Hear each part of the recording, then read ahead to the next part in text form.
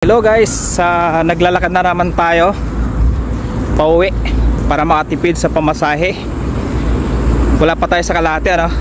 Buhat doon sa may kulay, saan na ba yun? Pinanggalingan ko, hindi ko na makita yung ano, hindi ko na matanaw yung ano. Wala pa tayo sa Kalahati, ano? Pag lumagpas na tayo dyan sa may tulay, nakalahati na tayo ng paglalakad. Yan. So minsan inaabot ako ng 25 minutes.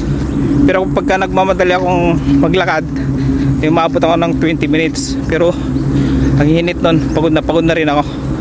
Medyo mainit. Ano, honeybee yata yan, tinitinda nila. So para makatipid lang sa pamasahe, ganyan ang ginagawa ko araw-araw. $1, magkano na rin yan sa Pinas.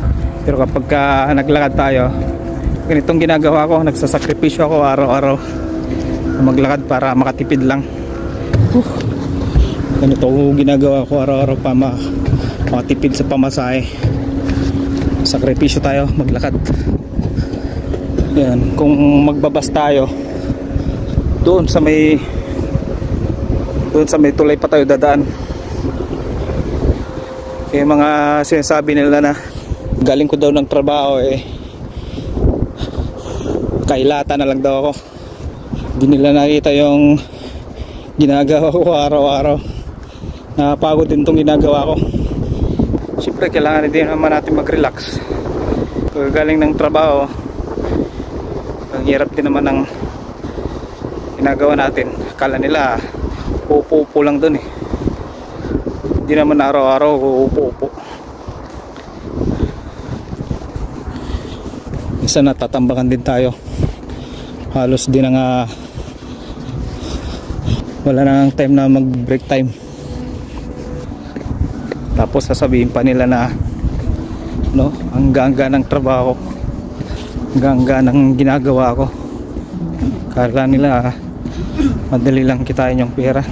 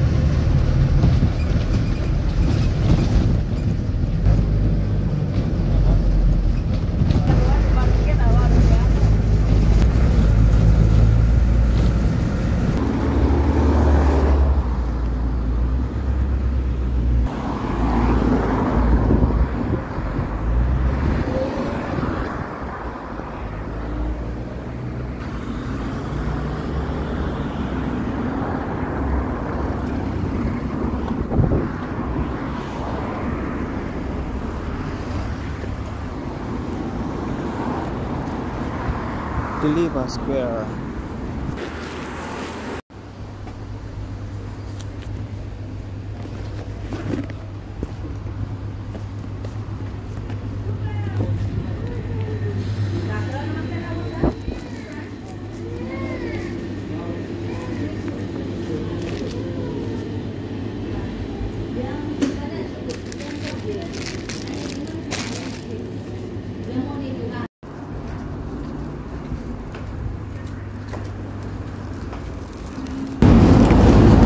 Yan, naglalakad na naman tayo mga ka-best friend.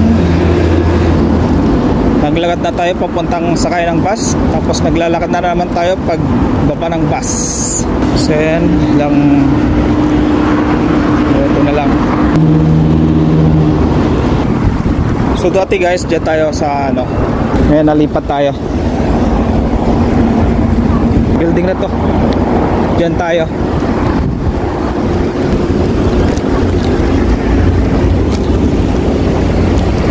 So ilang hakbang lang sana dapat, dyan ako dati. Lipat tayo sa ibang lugar eh. So dito tayo, dito ang stop house, o kaya accommodation. Naglakad ka na ng ano, tapos akyat ka pa. So dati ilang hakbang lang tayo, no? Akala natin forever na tayong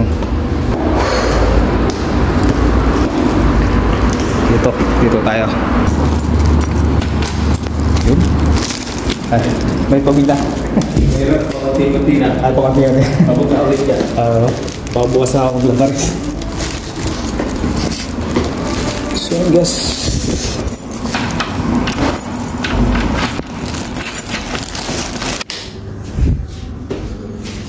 aircon, electric fan tsaka aircon. Nakarating din tayo, no? Hirap magbiyahe. Pero enjoy naman kapag ka nagbibiyahe tayo. Pero sa next year siguro, i-request ko na lang siguro sa amo ko na lilipat ako na ano, ng tinutuluyan. Galing dito, gumigising ako ng ano, 4:45 ganyan, no? Tapos magsasaing, maliligo, yan hanggang alas 6 na yan. Paalis tayo rito ng ano, 6:20 dito. Mag-aabang na tayo ng bus doon sa halos tapat ng KFC. Bali mga ilang minuto, minsan din ano, 6:30 to 6:35 ganyan dumadaan yung bus. Dating naman ng bus doon sa bandar minsan 6:45, 6:50 ganyan.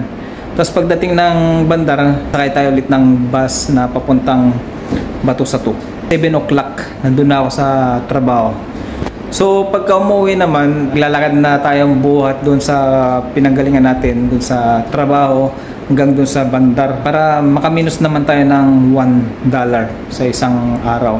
Dati nung hindi pa ako naglalakad, $4 every day ang nakukonsumo natin sa isang araw. So malaking bagay na rin yun kapag ano, naglalakad tayo. Kaso nga lang, ang 20 to 25 minutes ang lakaran buhat doon sa trabaho hanggang doon sa sakayan ng bus doon sa bandar. Pero wala eh. Kailangan din natin na ano eh, magtipid-tipid tayo dahil hindi lahat ng nandito ay provide ng amo natin. Sa atin din yung pamasahe. O yan, ano? Kaya medyo tipid-tipid lang muna tayo. So hanggang dito na lang ang aking video at maraming salamat. Bye-bye!